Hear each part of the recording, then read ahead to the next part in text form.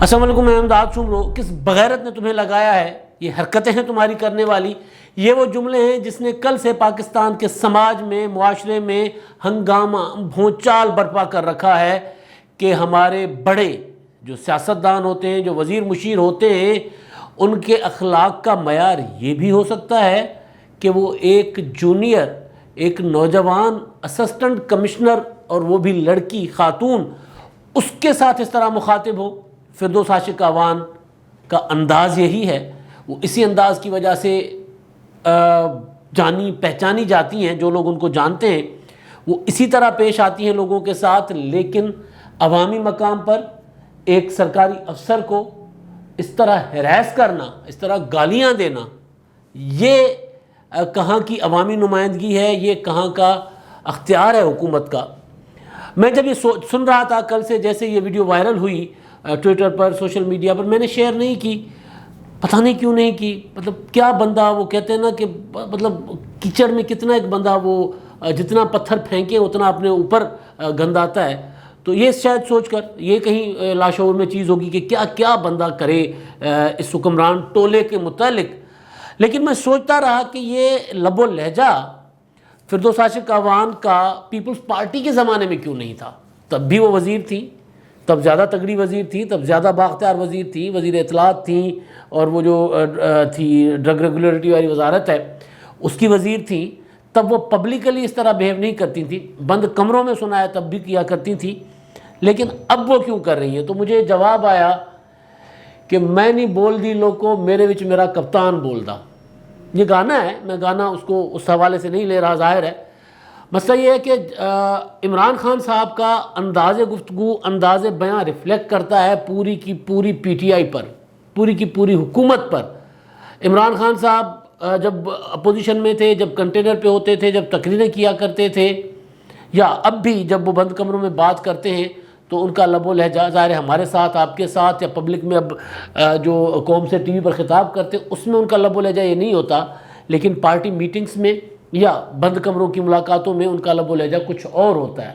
یہ ناقابل تردید بات ہے، کوئی بھی تردید کر لے تو اس کو بھی جواب دیا جا سکتا ہے۔ اب آپ کو یاد ہوگا عمران خان صاحب نے کچھ عرصہ پہلے کہا تھا کہ پنجاب میں میرا کمزور ہے پنجاب، وہاں پر بزدار صاحب کر تو بہت کچھ رہے ہیں مگر نظر نہیں آ رہا۔ اسی وجہ سے میں نے ڈاکٹر فردوس عاشق اعوان صاحب کو پنجاب میں لگایا، اور عمران خان صاحب کا، تاکہ وہ وہاں پر عثمان بزدار صاحب کی کارکردگی دکھائیں۔ اور اس کے بعد فردوس عاشق اعوان صاحبہ جو ہیں وہ کیا کیا کرتی رہیں وہ میں آپ کو بعد میں بتاتا ہوں، لیکن پہلے جو رد عمل آیا ہے اس یعنی عمران خان، میں گزارش یہ کرنا چاہ رہا تھا کہ عمران خان صاحب کا مکمل آشیرواد حاصل ہے۔ ابھی تک جب یہ میں بات کر رہا ہوں تو وزیر اعظم صاحب کی طرف سے اس چیز کا کوئی نوٹس نہیں لیا گیا کہ بھائی یہ لب و لہجہ کیا ہے، آپ عوام کی خدمت کریں، عوام کے پاس جائیں، عوام اگر کوئی کام نہیں کرتا آپ اس کی رپورٹ کر دیں۔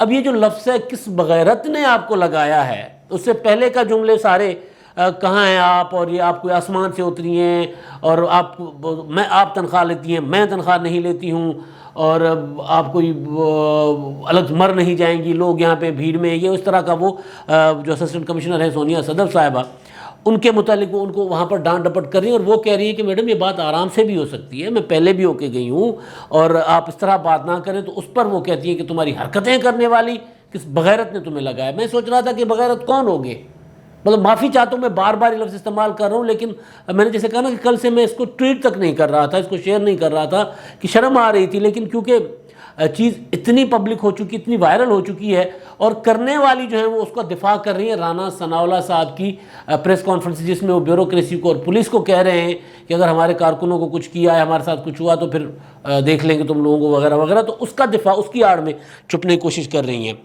تو میں یہ گزارش کر رہا تھا کہ اس کے کون جس کے متعلق وہ یہ لفظ استعمال کر رہی ہیں وہ کون ہو سکتے ہیں۔ معافی چاہتا ہوں، معذرت کے ساتھ، انتہائی معذرت کے ساتھ۔ ڈپٹی کمشنر لگاتے ہیں، چیف سیکرٹری لگاتے ہیں، وزیر اعلیٰ لگاتے ہیں، یا پی ٹی آئی کے چیئرمین عمران خان صاحب ہیں، وزیر اعظم تو ہیں لیکن بطور چیئرمین پی ٹی آئی وہ پنجاب میں تقرر اور تبادلوں میں بہت زیادہ مداخلت کرتے ہیں، وہ ڈکٹیٹ کرتے ہیں یہاں فلاں کو لگانا ہے، یہاں فلاں کو لگانا ہے۔ آپ نے دیکھا ہوگا کہ پنجاب میں 6 آئی جیز بدل لیے، 5 چیف سیکرٹریز بدل لیے۔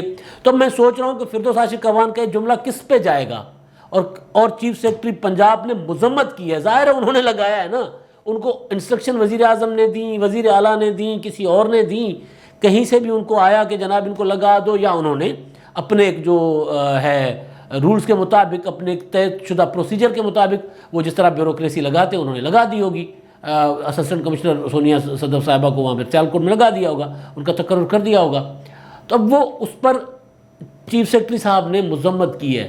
میں حیران ہوں کہ ایک معاون کی جب چیف سیکرٹری مذمت کرے تو اس معاون کو تو معاون ہی نہیں رہنا چاہیے, وہ خود سے کہے کہ بھائی یہ میں, یا وہ اپنے الفاظ واپس لے لے اور پھر اس کے بعد اپنے کیے پہ ندامت کا اظہار کرے.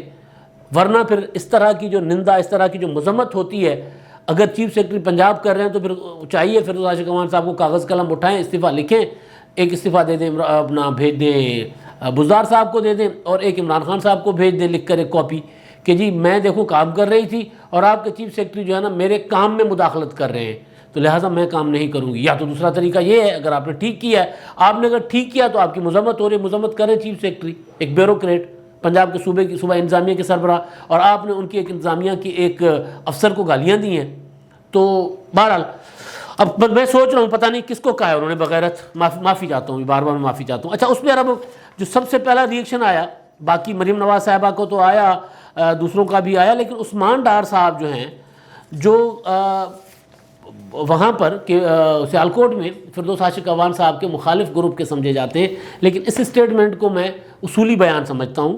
وجہ یہ ہے کہ کوئی بھی ذی شعور آدمی جو سیاست کرتا ہے, جو اٹھتا بیٹھتا ہے معاشرے میں, وہ اس طرح کا رویہ برداشت نہیں کر سکتا. وہ کہتے ہیں عثمان ڈار صاحب کہ سیالکوٹ کے رمضان بازار میں اسسٹنٹ کمشنر سونیا صدف کے ساتھ پیش آنے ناخوشگوار واقعے پر افسوس ہوا. میں ذاتی طور پر اسسٹنٹ کمشنر سونیا صدف کو جانتا ہوں, وہ ذمہ دار اور قابل افسر ہے. خواتین کا ہمارے معاشرے کی گورننس سسٹم میں کردار انتہائی خوش آئند ہے, جس کو سراہا جانا چاہیے. اب یہ ساتھی ہیں پی ٹی آئی میں, ان کے ایک اسٹیج پر بیٹھتے ہیں, وزیر اعظم صاحب جب کوئی تقریب کرتے ہیں یہاں پر آتے ہیں تو ساتھ ہوتے ہیں. اب اندر ان کے اندر خانہ اختلافات اپنی جگہ, لیکن یہ ایسا رویہ ہے جس کو کوئی بھی ڈیفینڈ نہیں کر پا رہا سوائے فردوس عاشق اعوان صاحبہ کے. ایک جی میرے پاس علینا راجپر صاحبہ ہیں, یہ اے ایس پی ہیں. انہوں نے جو لکھا ہے, انہوں نے اپنی لکھا کہ جناب ان کی جو تھی یہ جو سونیا صدف, ان کی بیچ میٹ ہیں, انہوں نے ایک ساتھ کورس کیا ہوا ہے, اور وہ انتہائی ہارڈ ورکر قسم کی خاتون ہیں اور بہت محنتی اور لائق فائق خاتون ہیں. یہ ایک پولیس افسر ہیں, وہ بھی سامنے آ گئی لیکن یہ سندھ میں ہے. مریم نواز صاحبہ کہتی ہیں کہ جی سول سرونٹس اور بیوروکریٹس پڑھ لکھ کر محنت کر کے مقابلے کا امتحان پاس کر کے اس مقام تک پہنچتے ہیں, سلیکٹ ہو کر نہیں آتے. وزیر ہونے کا مطلب یہ نہیں ہے کہ آپ کو افسران کی تذلیل کا لائسنس مل گیا, یہ رونت قابل قبول نہیں. سونیا صدف سے معافی مانگیں. اب معافی کیا مانگیں, وہ کیا کر رہی ہیں, وہ رانا ثناءاللہ صاحب کی کلپ جو ہے وہ دکھا کر کہہ رہی ہیں کہ نہیں میں نے ٹھیک کیا ہے. اچھا, اور دوسرا ٹویٹ ہے مریم نواز صاحبہ کا, اس میں وہ کہتی ہیں اپنی ناکامی اور بدترین کارکردگی کا غصہ سرکاری افسران پر نکالنا فرونیت ہے. رمضان بازاروں میں غیر معیاری مہنگی اشیاء حکومتی نالائکی کا منہ بولتا ثبوت ہیں. سرکاری افسران آپ کے ذاتی ملازم نہیں. سیالکوٹ کے رمضان بازار میں خاتون اسسٹنٹ کمشنر سونیا صدف کے ساتھ ہونے والا سلوک قابل مذمت ہے. اب یہ تو ہے, اور ٹویٹر, فیس بک, ہر جگہ پہ, یوٹیوب, ہر جگہ پہ جو رد عمل آ رہا ہے. اب یہ جو فردوس عاشق اعوان صاحبہ نے تو کیا ہی کیا, اس حکومت میں آپ کو آئے دن حکومت کے کسی وزیر, کسی مشیر, کسی ایم پی اے, کسی ایم این اے کی کوئی آڈیو, کوئی ویڈیو جو ہیریس کر رہے ہوتے ہیں بیوروکریسی کو.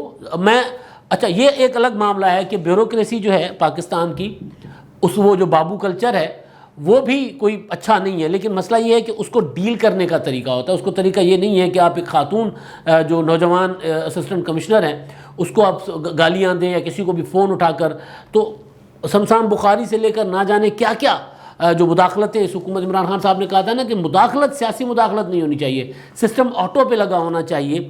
لیکن اس حکومت میں جو ہوتا رہا, اور وہ جو میں نے کہا نا کہ عمران خان صاحب جس طرح مخاطب ہوتے رہے ماضی میں, کنٹینر پر کھڑے ہو کر, اوے ایس پی میں تمہیں نہیں چھوڑوں گا, اوے میں تمہیں اپنے ہاتھوں سے پھانسی لگا دوں گا, یہ کر دوں گا. تو یہ کلچر جو ہے, اور پھر ظاہر ہے جب فردوس عاشق اعوان صاحبہ کا اپنا اسٹائل بھی یہی ہے, تو پھر وہ جب پبلک میں جاتی ہیں اور ان کو ہر صورت اپنی چاہیے کیا ہوتا ہے وہ اپنی مشہوری چاہیے. آپ نے دیکھا کبھی وہ جاتی ہیں کرکٹ کھیل رہی ہوتی ہیں, کبھی فٹ بال کھیل رہی ہوتی ہیں, کبھی وہ ہاتھ سے وہ توڑ رہی ہوتی ہیں رکھ کے, وہ ٹائلز رکھ کے وہ توڑ رہی ہوتی ہیں, جوڈو کراٹو کر رہی ہوتی ہیں, کر رہے ہیں یہ سارا کچھ کریں, پبلک میں بھی جائیں. کرونا ہے, ویسے کرونا میں جا کر آپ بازار میں وہ کہہ رہی ہیں اسسٹنٹ کمشنر کہ رش ہے. رش کا مطلب کیا ہے؟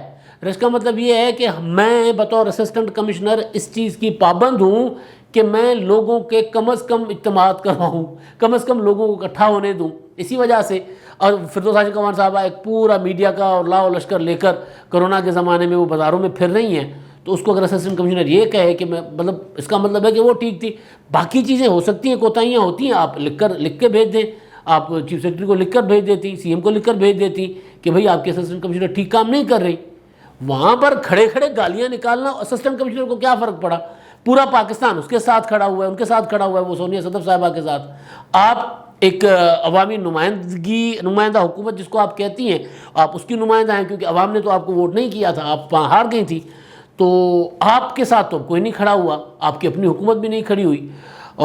کوئی پتہ نہیں کہ آپ, مجھے لگ یوں رہا ہے کہ یہ اتنا, لیکن خیر عمران خان صاحب کچھ بھی کر سکتے ہیں. ان کو فردوس ہاشم قوان صاحبہ کو انہوں نے جب لگایا اور پنجاب کی پوری کابینہ نے کہا کہ بھائی ہماری وزیر اعلیٰ بن گئی ہے فردوس ہاشم قوان. میں نے آپ کو گزارش کی تھی کہ فردوس ہاشم قوان صاحبہ یہ کرتی ہیں کہ وہ وزراء کو بٹھاتی ہیں. عمران خان صاحب نے کہا تھا نا کہ میری حکومت پنجاب کی ذرا اس کی کارکردگی نظر نہیں آ رہی, تو فردوس ہاشم قوان صاحبہ نے اپنے آپ کو وزیر اعلیٰ بنا کر پورے کی پوری کابینہ کے اوپر نگران بن گئی تھی. ہر دوسرے دن ایک وزیر کو بٹھا کر اس کو بطور نگران اس سے کہتے تھے ہاں بیٹا بتاؤ آپ نے کیا کیا کیا ہے, بیٹا آج ہوم ورک ہوا ہے, بیٹا آپ کی وزارت میں فلاں کام ہوا ہے, کیا ہوا ہے ذرا بتاؤ نا انکل کو. تو وہ بیٹھ کر بیچارے بولتے رہتے تھے کیونکہ وزیر اعظم نے جو کہہ دیا کہ فردوس ہاشم قوان صاحبہ جو ہیں وہ دکھائیں گی کارکردگی. تو بہرحال یہ ریت چلن پی ٹی آئی کا ڈی پی او پاک پتن سے شروع ہوتا ہے. پہلا واقعہ جو ہوتا ہے تو یا کراچی میں پی ٹی آئی کے ایم پی اے عمران شاہ ایک بزرگ شہری کو تھپڑ مارتے ہیں اور پھر پی ٹی آئی والے چڑھ کے اس سے معافی منگواتے ہیں کہ جی یہ اس نے معافی مانگی, معاف کرو اس کو. بدماشوں کی طرح وہاں جاتے ہیں کراچی میں اور سارا رپورٹ ہو چکا ہوا ہے. تو یہ چلن تب سے شروع ہو رہا ہے. تب اگر عمران خان صاحب کوئی نوٹس لیتے یا خود پاک پتن والے معاملے میں اس طرح مداخلت نہیں کرتے, سب کو پتہ ہی ہے جس طرح پاک پتن کے ڈی پی او کو ہٹایا گیا, آئی جیز اور چیف سیکرٹریز کا تو میں بتا ہی چکا ہوں. اور پھر اب کل فردوس ہاشم قوان صاحبہ کا یہ جو معاملہ, یہ اسکینڈل ہی ہے نا ایک بہت بڑا, یہ معاملہ عمران خان صاحب نے بڑی مشکل سے ڈر کے وزیر اعظم ہاؤس سے قدم نکالا کہ میں بھی ذرا جاتا ہوں اسلام آباد. ان کو بتایا کہ آج موقع بھی ہے, دستور بھی ہے, تو آج نکلیں گے تو بس. اور سنسان اسلام آباد کی لاک ڈاؤن ہے یار اسلام آباد میں, سنسان سڑکوں پر نکلے اور وزیر اعظم بغیر پروٹوکول کے, اور نظر آ رہا ہے کہ ادھر پیچھے وہ سیکورٹی والے کھڑے ہوئے لیکن چلے.